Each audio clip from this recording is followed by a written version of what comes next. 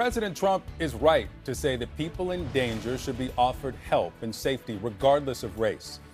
So why is the United States, why is the president not living up to that? Right now, no refugees are being resettled in the U.S., not from the Congo, from Sudan, Afghanistan, Haiti. The only exception is South Africa, specifically Afrikaners, a white minority group of landowners that's claiming discrimination. And here's President Trump on Friday defending the fairness of prioritizing white South Africans. If I see people in distress, I don't care what color, what they look like, what anything, their size, their height, their eyes, I don't care. But I think that from all evidence, the farmers in South Africa are being treated brutally. And it's been reported, and nobody wants to cover it. But they happen to be white, and if they were black, I'd do the exact same thing. And we treat people very well when we see there's a genocide going on. So if it's a genocide, that's terrible, and I happen to believe it could very well be. So we've made a home, and we'll make a home for other people that are treated badly, no matter what their color. A flight carrying the first group of 59 South Africans arrived on Monday. On that same day, the Secretary of Homeland Security addressed the termination of temporary protected status for Afghans.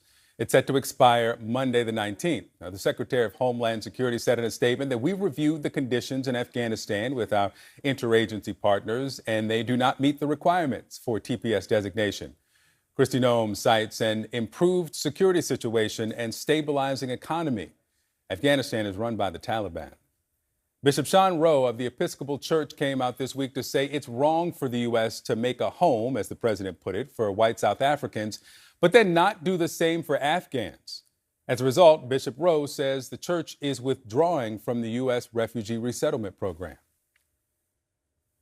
We had people waiting on airplanes. We had people who have helped our country, that have been translators for our military, that have been patriots for this country, that are waiting in camps while white Afrikaners are being let in on a fast track.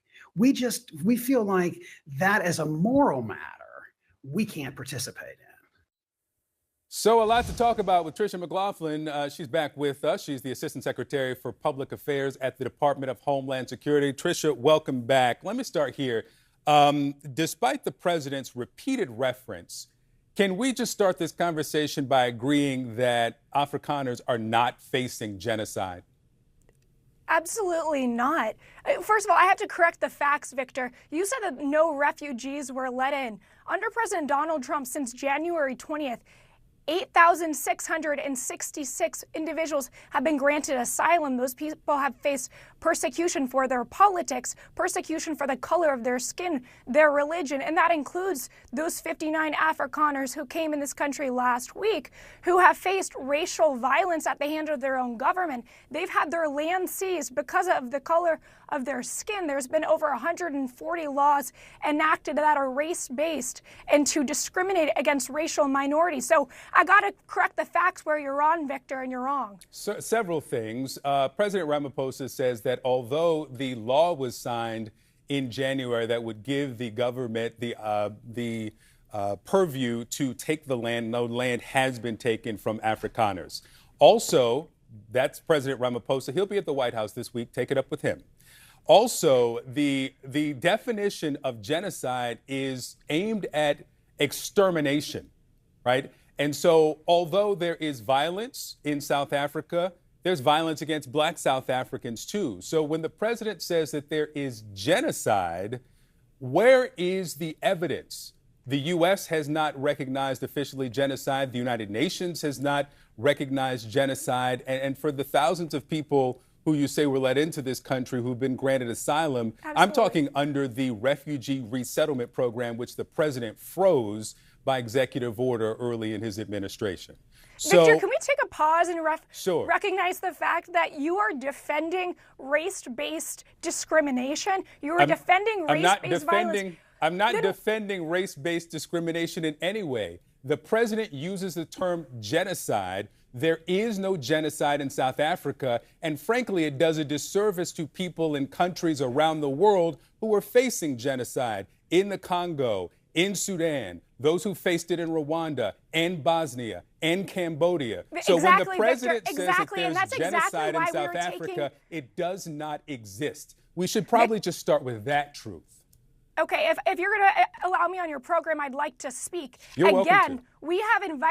We have granted asylum to 8,666 individuals since January 20th, regardless of color or creed. It is quite frankly disturbing to me that members of the media, including people who are on this very network, are trying to whitewash the facts and whitewash the fact that these individuals have faced discrimination, racial violence, the seizure of their land based on nothing but their skin color alone.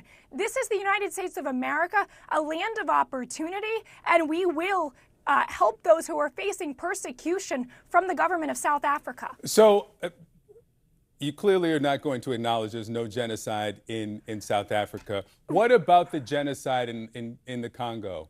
Will there be this expedited path available to the Congolese and to the Sudanese who are facing actual genocide? Again, Victor, 8,666 individuals have been granted asylum. You have a specific number on asylum. How many of those are from the Congo or from the Sudan? I'm happy to come back next week and lay out all the single facts, but the fact that you have not addressed the fact that we have helped these individuals who are facing persecution, and you seem to want to whitewash the fact that South Afrikaners are facing persecution, and I can't understand why, and I think a lot of Americans can't understand why, and it's left to believe that it's because of the color of their skin, Victor. So you suggest that I am the one here who is focused on color of skin when the president has let in Afrikaners specifically, and I'm asking how many of those who are actually facing genocide, who are from the Sudan and who are from Congo, who are being let in under some expedited path that the president has created for Afrikaners? I don't know how many times I have to repeat this fact. 8,666 individuals have, if you will let me speak, have faced persecution. You've repeated the number. You haven't answered the question. I'm exactly answering the question. Regardless of color or creed, we will allow you into this country if you are facing persecution and you go through the proper vetting. You can be from the Congo, you can be from Rwanda. We are letting those in who are facing persecution, Victor. I'll look for those numbers. Let me get you last thing here on this game show that's being pitched to the Department of Homeland Security. This is the producer who is pitching this. We've got some sound from him. His name is Rob Warsoff. Let's play what he describes this show as, immigrants competing for American citizenship. Let's play it. I think they're taking it seriously. I feel good about it.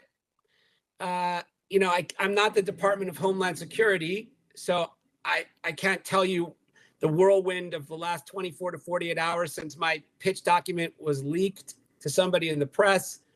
I don't know where they stand exactly now, but I feel like we're trending in a good way. And I have interest from networks. I have interest from production companies to pair with, and I feel good about it. And so he says that the department is taking it seriously. Is DHS taking this pitch seriously? Victor, I receive hundreds of pitches a year for scripted shows, for docuseries on anything from TSA to FEMA to U.S. Coast Guard to Secret Service to CBP to ICE. We review them all thoroughly. We give everyone a shot to make their pitch, but this is still in the very, very beginning phases. Secretary Noem is not even aware of this pitch, or sure wasn't until this Daily Mail fake story came out that she was backing it. So again, I haven't even reviewed the pitch doc, so we'll take a look. So you haven't reviewed the pitch doc. Has someone in the department, for him to say they're taking it seriously, has had several meetings. Is this something, well, let me rephrase the question because you've answered that one. Why consider, after all that we've discussed, how serious who's being brought into this country, the refugee program, immigration, literally turning it into a game? Why consider that? Victor, we get hundreds of pitches, pitch decks, and they go to one person's office and they're reviewed. Again, I've not reviewed that pitch deck. So for you to say we're taking anything seriously is just not true. I asked if you're taking it seriously, but you gave your answer. Tricia McLaughlin, always good to have you on the show. Thanks so much. Thanks, Victor.